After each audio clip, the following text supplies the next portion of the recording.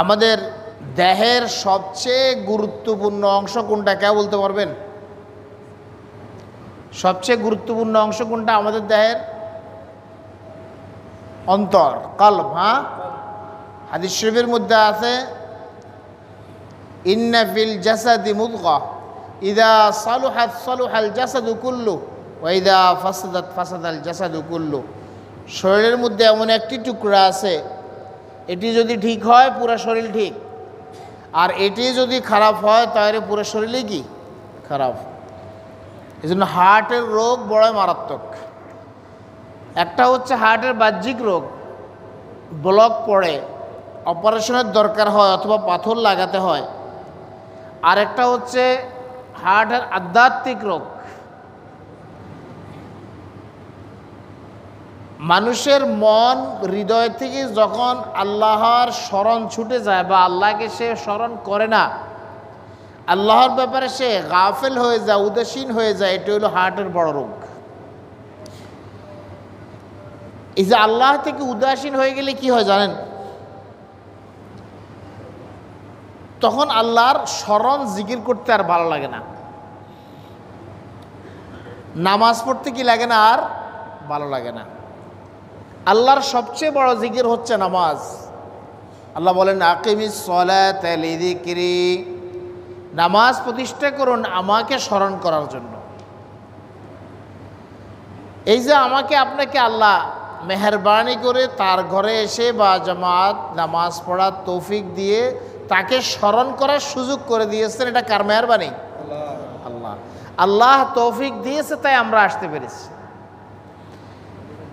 অনেক ভাই আসে নাই, বা অনেক সময় আমরাও কি শত ইচ্ছা থাকা সত্ত্বেও কি নামাজ থেকে দূরে সরে যাই না, নামাজে টাইম মতো বুঝতে পারি না। আসলে আমরা বুঝতে পারি না তা নয়, বরং আল্লাহ কোনো কারণে আমাদের প্রতি অসন্তুষ্ট হয়ে আমাদেরকে আসতে দেন না। আল্লাহ বলেন ওয়ালা তুতি' মান আগফালনা কলবাহু আন যিকরিনা। আল্লাহ বলেন হে নবী, আপনি তাদের অনুসরণ করবেন না যাদের অন্তরকে আমি আমার স্মরণ থেকে উদাসীন করে দিয়েছি। এরা আমাকে স্মরণ করতে পারবে না, কারণ আমি চাই না তারা আমাকে স্মরণ করুক। এরা নামাজ পড়তে পারবে না, কারণ আমি চাই না এরা আমার ঘরে আসুক।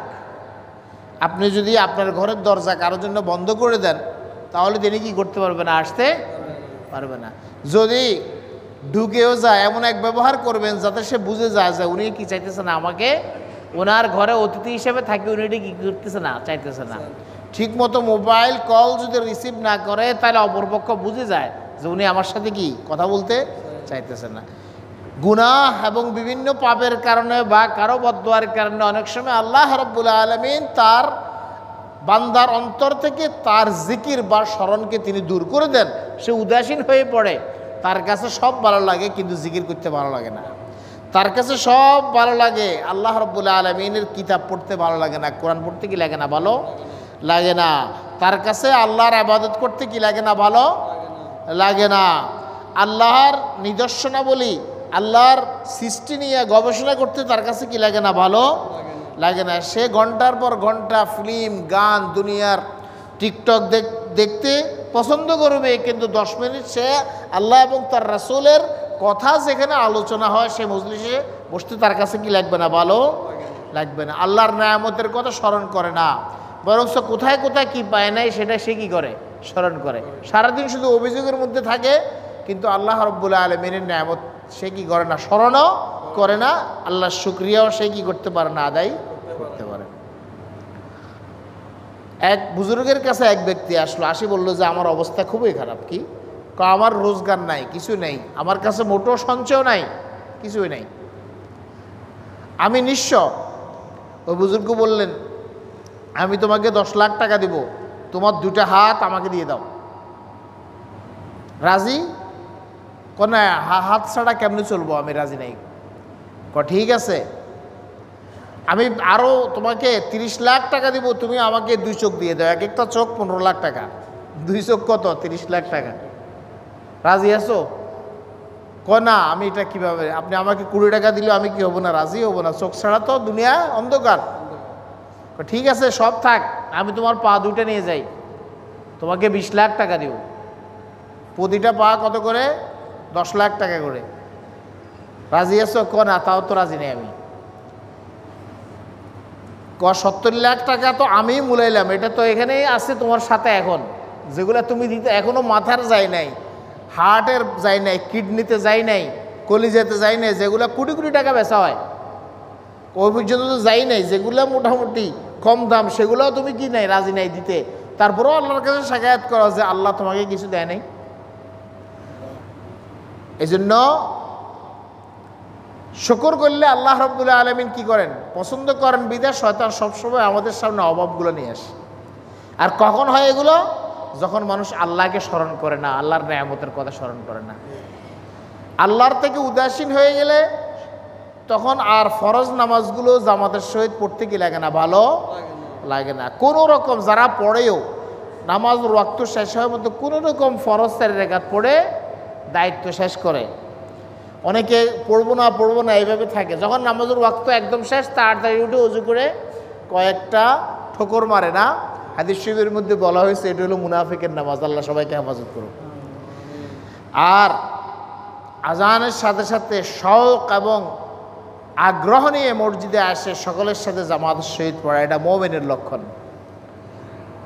এই জন্য রাসূলুল্লাহ সাল্লাল্লাহু আলাইহি সাল্লাম বলেছেন, ইজা রাআইতুমুর রাজুলা ইয়াতাদুল মসজিদ ফাশহাদু লাহু বিল ঈমান। যখন কাউকে দেখো সে মসজিদে আসে, জামাতের সহিত নামাজ পড়ে, সাক্ষী দাও যে এই লোকটি হলো মুমিন, তার ঈমানের সাক্ষী দাও তোমরা।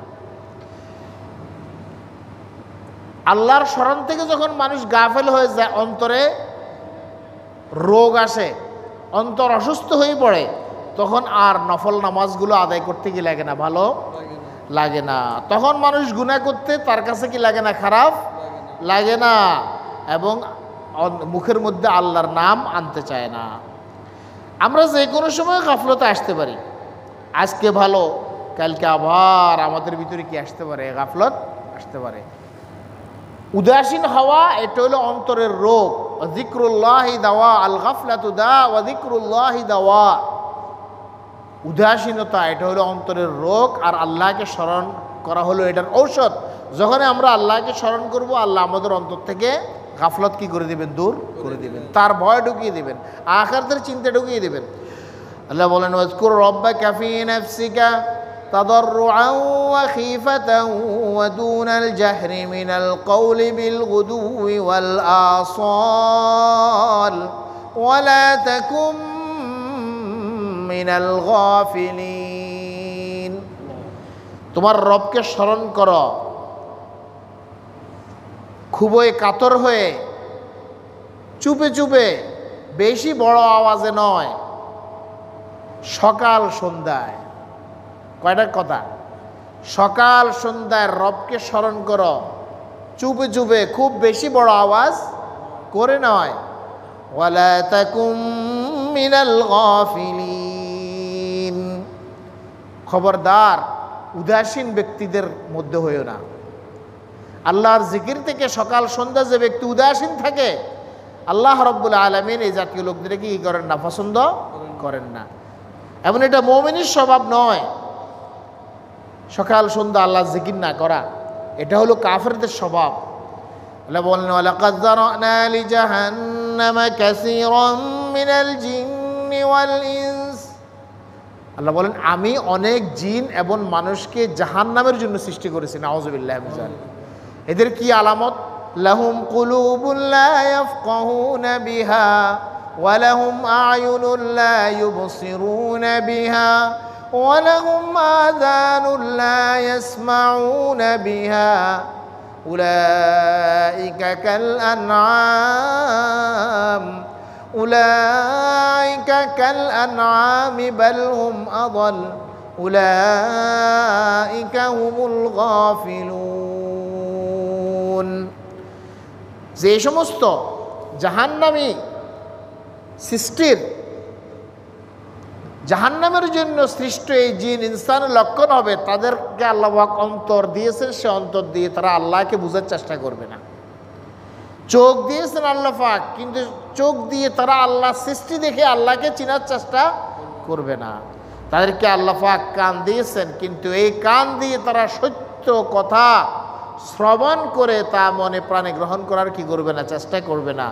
এরা চতুষ্পদ জানোয়ারের মতো। আল্লাহ বলেন চতুষ্পদ জানোয়ারের চাইতেও এরা অদম, আর এরা আল্লাহর স্মরণ থেকে গাফেল এবং উদাসীন। কেন অদম হলো চতুষ্পদ জানোয়ার থেকে? আল্লাহ বলেন সমস্ত সৃষ্টি আল্লাহ রাব্বুল আলামিনের তাসবিহ আদায় করে, এমনকি জঙ্গলের হিংস্র প্রাণীগুলো আপন রব আল্লাহকে ভুলে না, সবসময় আল্লাহর তাসবিহ আদায় করে।